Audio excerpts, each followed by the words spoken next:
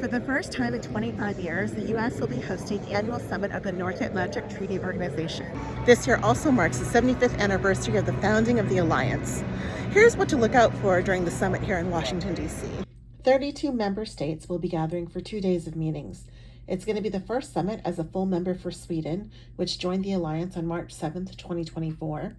Other new faces will include the new UK Prime Minister, Keir Starmer, who just took office on July 5th. On Wednesday night, the Bidens will host a dinner at the White House with all the NATO heads of state and government. A separate dinner for the Ministers of Foreign Affairs, hosted by Secretary of State Antony Blinken, will take place at the Library of Congress. And a dinner for defense ministers, hosted by Secretary of Defense Lloyd Austin, will take place at Fort McNair.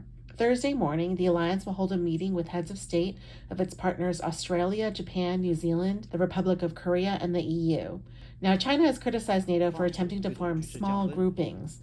Chinese Foreign Ministry spokesperson Ling Jiang has said that NATO should stop creating imaginary enemies all over, and said parties should work to de-escalate tensions in Ukraine in a responsible manner.